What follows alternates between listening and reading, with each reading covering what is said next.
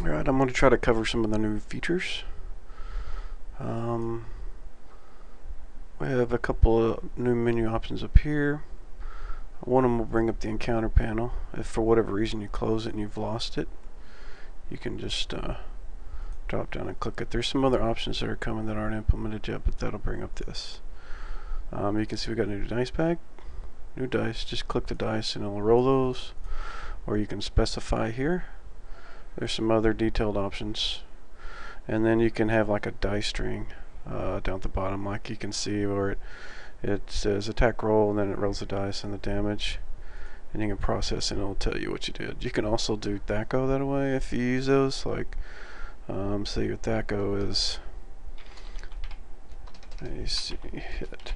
Your THAC0 is 18, so it'll be 18 minus 1d20, and we'll say you got +2 to hit, and then damage is say 112 plus 4.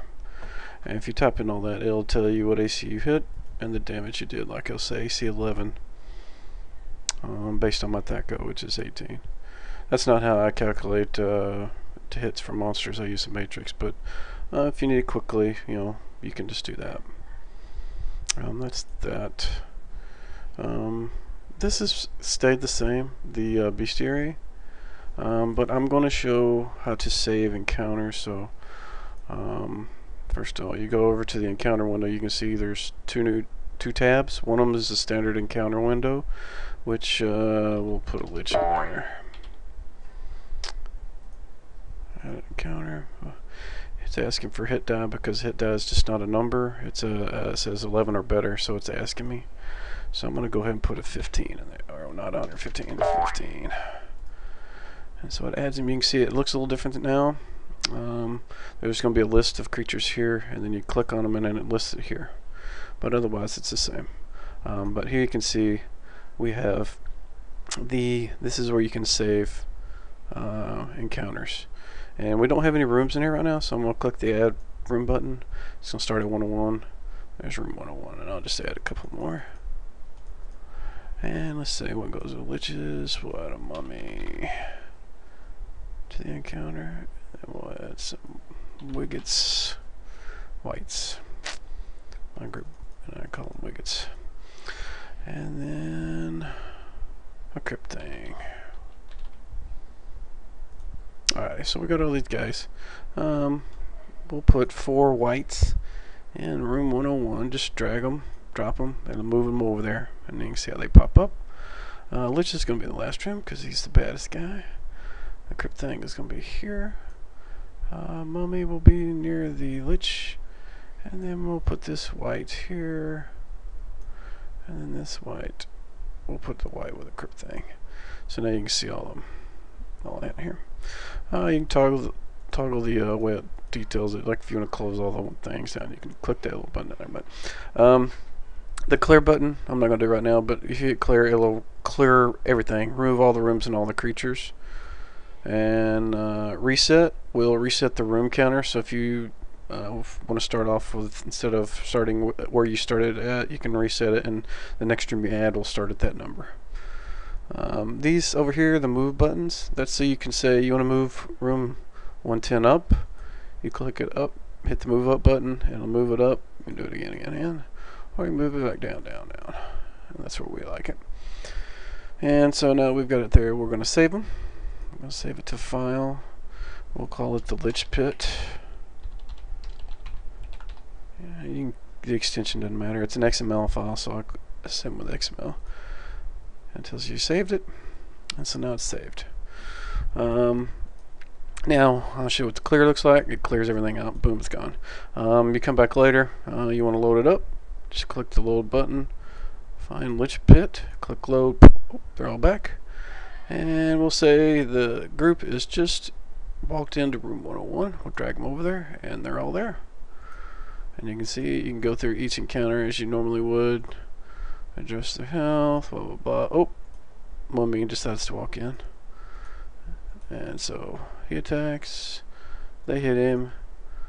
And then the big lich comes out. Blah blah blah. Reduces health. Well, you can see all this stuff. It's pretty much the same. I added a new little question mark here. You click on that and it'll give you a more detailed list of creature info. It's kind of like what you would see in the monster manual, just as far as what you've entered in there. I don't do descriptions on mine, but you can see here more detailed specifics if you need them, if they're not listed in the little state thing. But that's it as far as that goes. I've added down at the bottom a turn tracker, and this is mostly because of my games. I have a hard time keeping track of time, so if somebody searches, I just boom, add a turn, and somebody searches again, I add a turn, or if they want to eat, want to take a break, or whatever as far as in game, I will just keep track of turns that way I can remember. If they got torches or something, I can say your torches only last X amount of turns. It's been this many turns, or spell durations or that thing outside of combat. And it's like the round one, you just reset and it goes back to that normal. We're going to go to check out the treasure stuff now. This is going to be all this is related to the table management, which I'm not sure I'm going to cover right now because it's kind of complex. But you can see there is a treasure button, or treasure tab, and a treasure by type tab. So if you want to do treasure by type, say you can hit generate, and it will generate all your treasure. Right now it's kind of bulky, and it'll give you the XP and the gold listed, the XP value and gold. I'm still needing to sort out some of the values for rings. Like ring protection is not got the proper XP value right now. It's just got like the +1 value. And you can see this, it generated a sword with one primary ability, detect gems, kind of number 12 for 2 languages, a long sword. I would clear that out, and if you want to, you can add multiples. It'll get kind of covered up. You'll get a lot of it, and so like I'm gonna do treasure type A, 5 of them, and generate, and it'll generate all that for you. All the potions, all the gold. Now, something I will note right now is these, like the 2,000 copper and the 1,200 EP and the 4,000 gold, right now are not listed in the totals.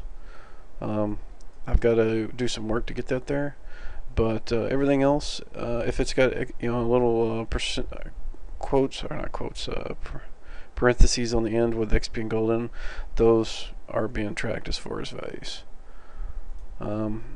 These are a bunch of tables that I've done on my own. This is just like either map or magic. You hit the button and it randomly picks it. There's 2 of them. So based on 10% of the time you're going to get a map, the rest of the time you're going to get a magic item. And you can just sit there and click it. Like right there, it said map 2 monetary treasure, 70 gems in labyrinth of caves found in a lair, buried and unguarded. So if you need a little hook to go somewhere and you generate a map, it'll do that. And if the map had treasure other than just gems and gold and stuff, it would have generated all the other stuff related to that. If you want to generate gems, you just select the gem table and select how many you want, hit generate, and it'll kick them all out here, and all values and such.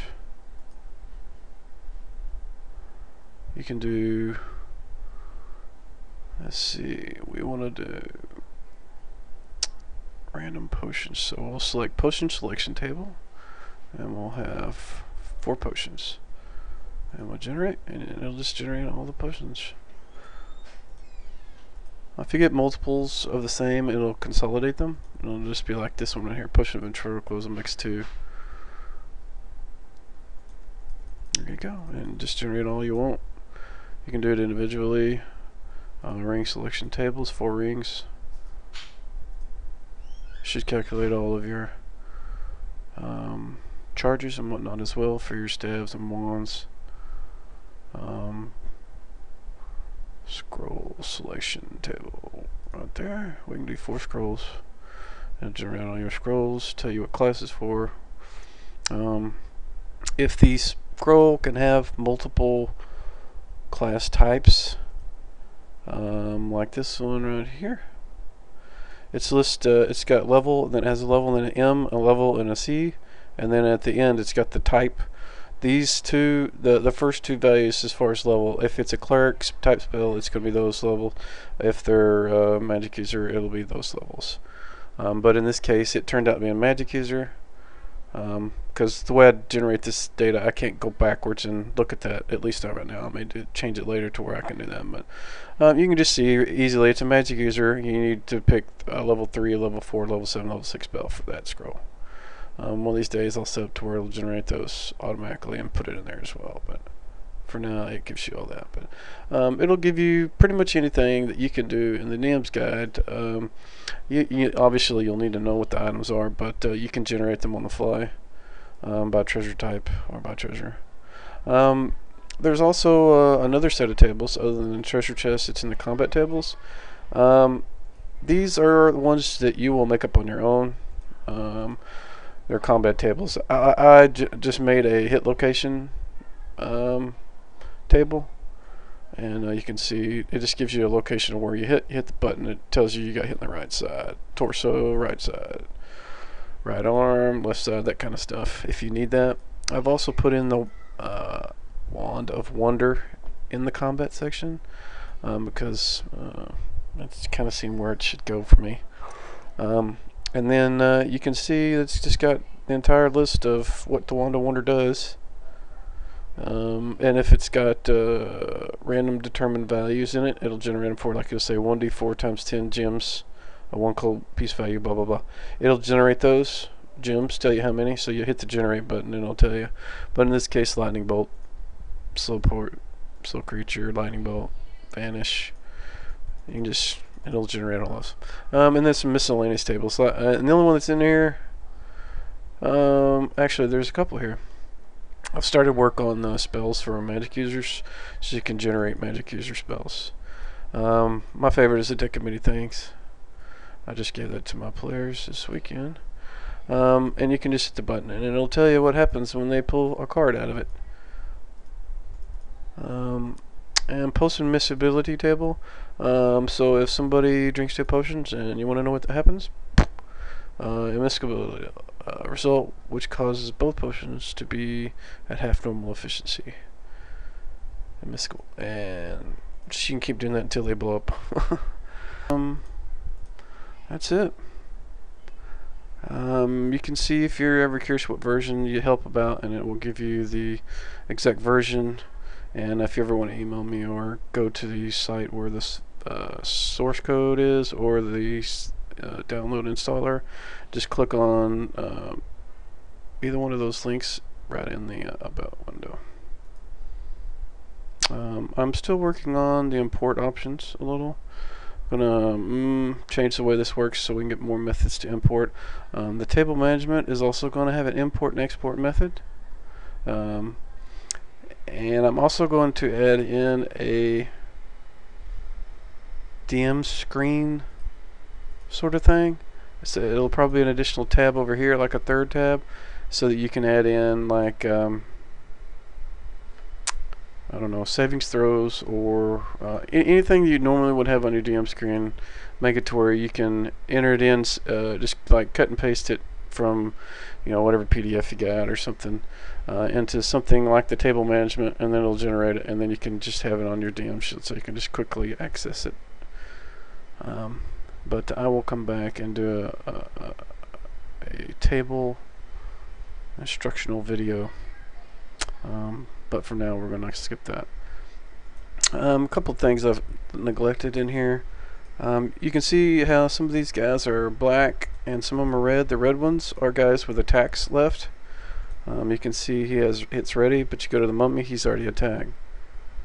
So that'll help you differentiate. And like if you hit the next round, it'll reset them all, and you can see that won't reset. Something else, if you ever need to, if you want to change the name of 106, you can edit the room name or delete it. So we want to get rid of 106. If you delete a room, everything in it goes away. We'll change room 109 to 53B A, and I'll change it to A. That.